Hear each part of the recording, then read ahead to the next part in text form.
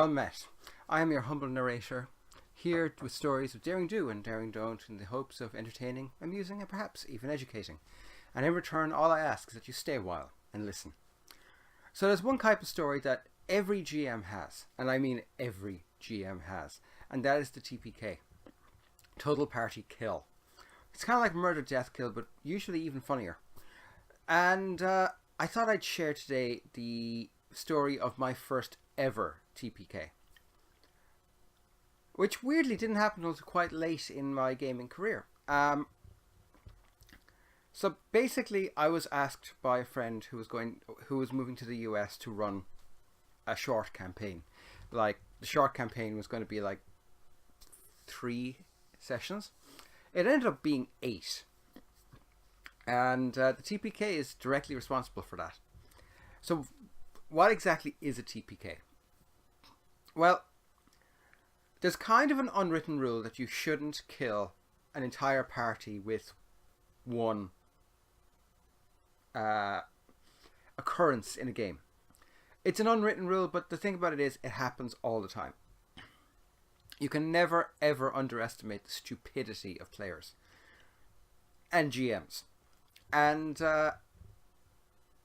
what happens usually is something goes out of hand. Like, say you're in a Monty Hall game. A Monty Hall game is where you get ridiculous amounts of loot for absolutely no bloody reason, other than the GM doesn't know what they're doing.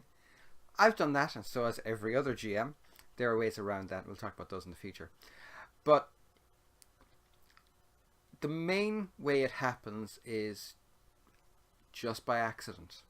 So, like the Monty Hall one. Someone gets way too much stuff and they end up getting like a deck of many things, which is a deck of cards that can be many things, and it sounds awesome, except that half of them are negative and half of them are positive. And it's 50-50 every single time. So you can end up with someone pulling 3 terrible cards one after another, and then it's like, oh crap, it happens. Another way that it sometimes happens is just through sheer stupidity. Like, you make a point of telling the party, make sure you have food and water, and then they go out into a desert without food and water and they all die. Again, it happens. But this particular story, I'm not really sure how to categorize it. It was set in this game world that basically the guy that was leaving Ireland said, you know, I have this game world, here it is. And it's this printout in a folder, which I don't think I have anymore. No, I don't. I should have it. I'll have to have a look when I'm back home in Cork. Maybe it's down there. But essentially, in this world, and bear in mind, this was before Tame Your Dragon. This was before Dragon Riders of Berk, okay? A lot of the ecological positions held by birds, all birds, by the way, all birds. There are no birds in this world. Some mammals, most reptiles, some fish are taken by dragons. Now, this was 20 odd years ago. Probably closer to 15 years ago. Maybe it was influenced by the How to Tame Your Dragon. Must look into that. But regardless, you had this world where you had dragons that were like that size. And then you had dragons that were the size of houses. Big houses, like mansions. So you had dragons that varied from like the size, their body being the size of a mouse, with a wingspan of maybe 6-7 inches, to dragons that were classed as titans that were like, they had a wingspan of multiple football fields. Like, huge animals, alpha predators, and living natural disasters wherever they went. But the thing about them was they didn't eat very often, so they could be a natural disaster, but they weren't generally. Why am I talking about this? Well, the party were consisting of 2 warriors, a cleric, and a ranger. And of course the ranger was elven and carrying a bow. This is important because it was the system we were using, as far as I can remember. It was 3rd edition AD&D, as far as I can remember. It turns out I ran AD&D far more than I thought I did. But basically, an elf ranger had a bonus to his attack chance and his attack damage with a bow. That's simple. So I introduced the party. I'm giving the flavor text. Why don't you're forced into a world. Everywhere you look, there are dragons. There are dragons everywhere. The birds in the sky are dragons. The birds roosting the nests are dragons. Some of the insects that are fluttering around are dragons. There are literally dragonflies that are like little butterfly dragons. Everything's a dragon. And the rest of the party are like, man, this is cool. This is awesome. The ranger, on the other hand, had he had a look on his face. It wasn't a good look. It was the look that every GM everywhere hates. And that is the look of a party member who's planning on doing something really stupid. Now, it really depends on whether you hate it or not. Depends on the GM and the situation. I kind of loved it in this case because it was literally the opening minutes of the game. And I figured he was going to do something monumentally stupid and it would be funny. I didn't realize how stupid or how funny. So, quick setup. The party had basically ridden their horses through a portal accidentally. And when they tried to go back through it, there was no portal. So the main thrust of the game was you have to find your way home. This was about the time Sliders was kind of big on the television, so it explains a lot about this. Now bear in mind, I was given this as a module. I was running the module. I didn't create this. I wish I had. So, the party rides through this portal, can't get back, and they're all like, oh crap, what do we do? What do we do? What do we do? Turns out the ranger had a good idea. Well, it was a good idea for him. It was a terrible idea for the party and the game. He turns around with this grin on his face and goes, I shoot my bow at the biggest dragon within range. This doesn't sound so bad, does it? Because you're thinking, well, the dragons in range would mostly be, like cat size at most. No. You see, part of the flavor text, the opening flavor text from the module says, as you look around, you see two gigantic green dragons flying around in circles around a spot on the land. You are at the center of that spot. Now, they're not hostile. They're just curious. And they're not hungry. They're just curious. Bear in mind, dragons are incredibly intelligent in AD&D. Well, most are. I actually can't remember if green dragons are or not. But green dragons spray acid. And rangers shoot arrows. It didn't end well. So I'm like, okay, you draw your bow, roll for attack, roll to see if you can actually hit. He rolls and he rolls a crit. I'm like, well, fuck. Okay, so I roll to see if the dragon avoids. The dragon does not avoid. So I have to describe this moment as his arrow sails forth from this bow, flashes through the sky like a speck of silver, and basically jams itself into the chest of a green dragon. Now, bear in mind, huge health points on this dragon. This arrow, even with a crit, was not going to kill the dragon. It did some damage, but it didn't kill it. Not even close. Mostly what it did was piss it off. And its mate. Yeah, turns out the two, they were mates. What really amazed me, though, about this module was whoever wrote it had the common sense to go, players are stupid. Someone's going to try this. So they put everything in there for it. It was wonderful. What wasn't so wonderful was what happened next. God damn it, I can't speak this morning. What happened next, though, was not wonderful, but it was glorious. Bear in mind, these two dragons are circling the party. So, party, dragons. There's nowhere for the party to run. The rest of the party are kind of looking at the player going, what is your problem? And I'm like, roll for initiative. They roll for initiative. The dragons get initiative. They get a bonus because they're in the air. They get a bonus because they can see the whole party. it doesn't end well. So these two dragons, basically one after another, belch acid breath at the party. A party of first level adventurers. First level! The one with the highest health points had 5. Now, I don't know offhand, and I don't have a copy of the... hang on. I don't have a copy of the monster manual from that, but I do have a copy of... No, that's the Caverns. Oh, that's the wrong one. Get in there. Where is it? Is that it? That could be it. Stay right there. Aha! Adventures in Dragons, the illustrated compendium of monsters. And this was actually what I was using because I didn't have the one for that. So we'll go to Dragon D. It does, of course, doesn't give a page.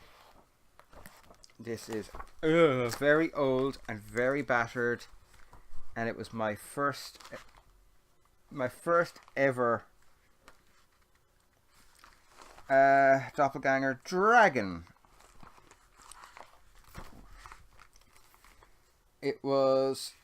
These were both adult dragons, so they were 51 to 100 years. They had 5 hit points per die. Oh boy. Yeah, that wasn't good. An 8-sided disc categorizes 10 species of dragon have 3 general size categories: small, average, and huge, and according to the size typical of each. This categorization is determined by a die roll. An 8-sided dice is rolled 1 to 2 times for small, 3 to 7 times for average, and 8 times for huge. This size determination indicates the number of hit dice a dragon has. And I have notes right here. You're probably not going to be able to see them, but right there. Yeah, you're not going to be able to see. But trust me, there's notes there.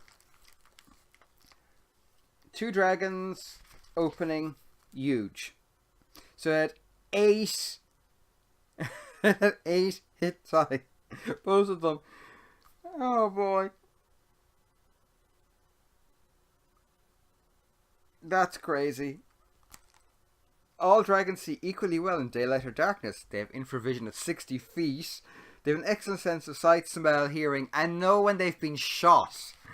Now, where are the... I need to find the green dragon. Blue, brass, bronze, chromatic, copper, green.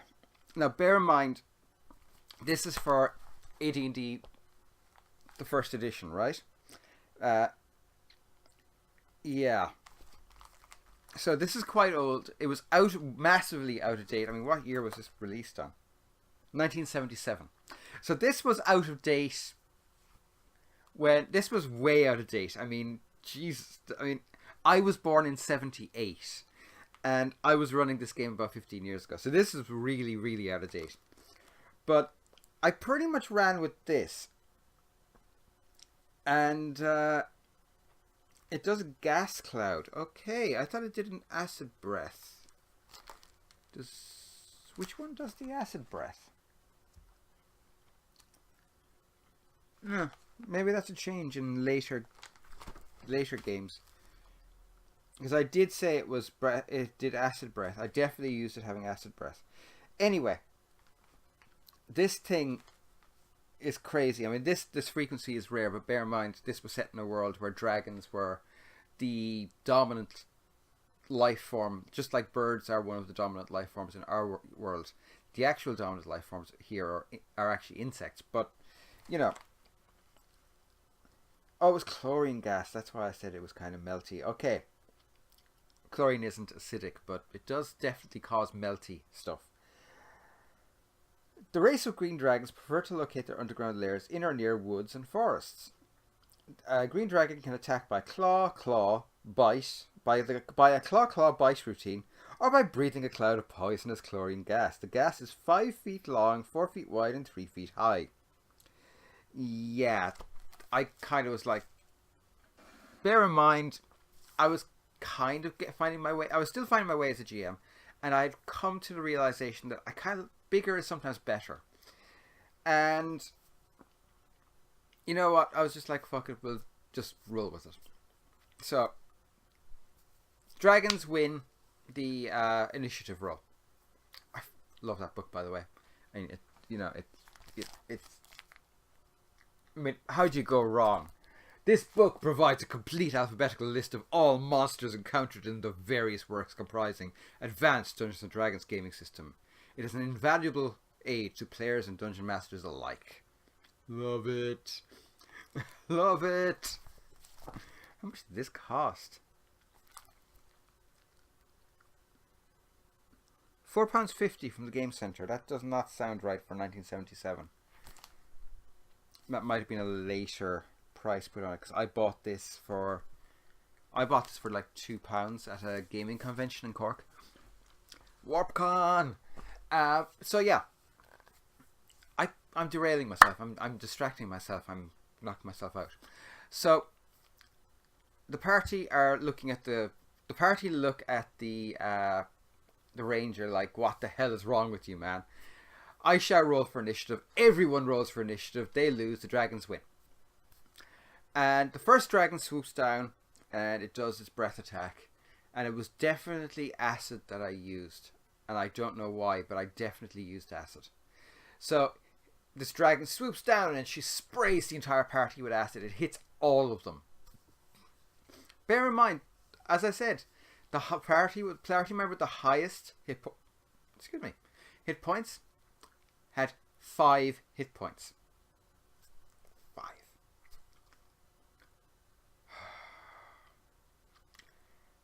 Two party members died in the opening bout. Just gone. Poof. And about 20 seconds later, the rest of the party died. And I got to give this grisly description of horses and men gradually melting into each other until they are just a puddle of ooze on the ground, a combination of flesh and acid smoking in the sunlight. Even the armor is corroding visibly if someone was actually there to watch it. And the two dragons fly off laughing to themselves before returning to their roost. Happy that they have once more shown that they control, not humans. Total party kill! No players left! It's all over! Except it's not, because I just turn to everyone and go, okay, we're starting this game again. Bear in mind, this was 10 minutes into the game. It's taken me longer to tell the story, partly because of sidetracks, than it took to actually happen in the game. So I just turned to the players and go, okay, we're doing this again, but we're doing it right this time. And I looked at the guy playing the ranger and he looked at me, he said, I'm going to be punished, aren't I? And I was like, oh yes, you're going to be punished. You're going to enjoy this. So I describe it once more. The party walked through this portal and it's exactly the same flavor text. Dragons, green dragons flying overhead. And I'm just like, your party try and find a way to return through the portal, but you find that the portal is missing. Therefore, you have two things most pressing upon your mind. Thing the first, finding a way home. After all, home is home, and this is most certainly not home. And number 2, somehow you have to find someone who can depetrify the ranger who was struck by a petrification ray just as you pass through the portal. That's right, I petrified the ranger. Now, I was kind of nice. I fudged it. The ranger could speak. That's all he could do. So it ended up being, I think it was about 6 or 7 sessions, where the party, for 2 sessions, spent just trying to find someone to depetrify the ranger, who actually, I have to say, ended up developing into a very good character. Mostly because all he could do was speak. So he ended up kind of becoming this strategoi, a tactician.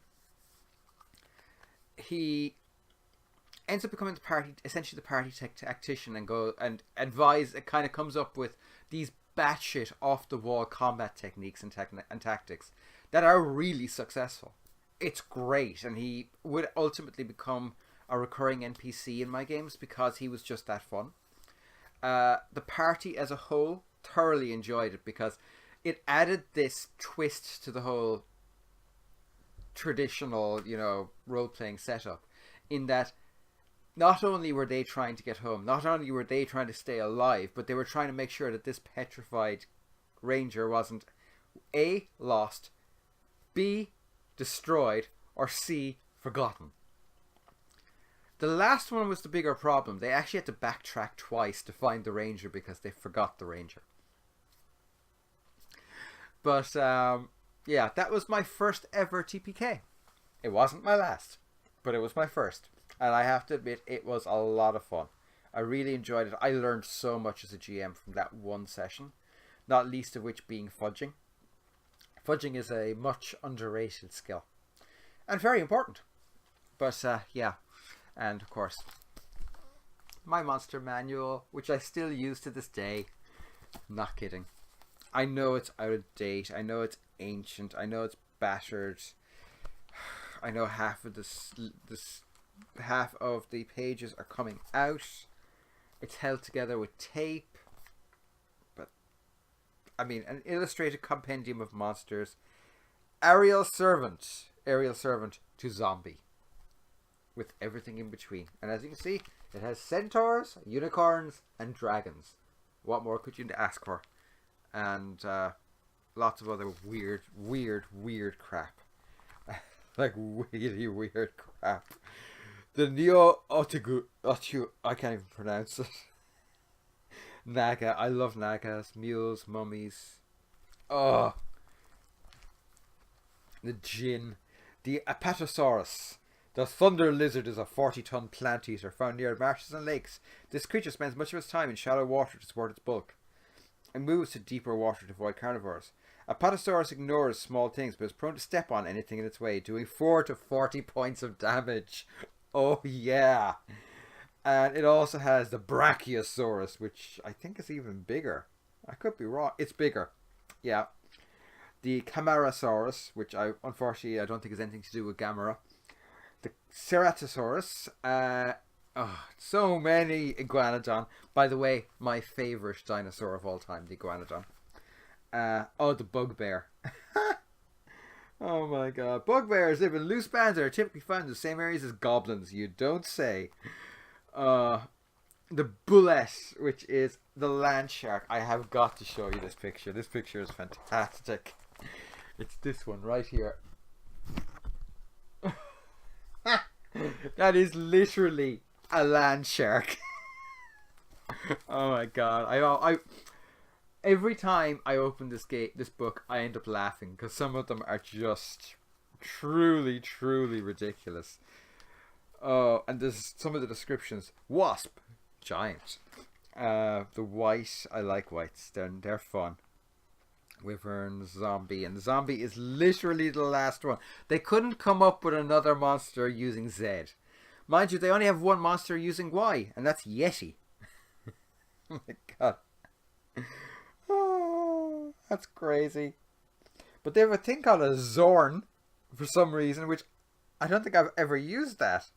Zorn are a race of creatures found on the elemental plane of Earth, but on rare occasions they will abide on the material plane for a time. When so doing, they seek subterranean places. Zorn feed on certain rare minerals. Zorns are very powerful, and as the creature blends with stone both in colour and conformation, and as a physical capability, it is very likely to surprise a creature. It has 3 arms and 3 legs. Oh, and 3 eyes. And a big ass mouth. Oh. Gary Gygax, what the hell were you smoking, man? Anyway, yeah. So that was the story of my first TPK, complete with sidesteps into the Monster Manual. Yeah. Anyway, I hope you enjoyed this. Apologies for how spotty this is at the moment. I'm really good right this minute, but it's not going to last, which is why I'm recording this. Hopefully I'll be back more frequently, and hopefully you'll have a great weekend. So be good. Bye for now. Bye.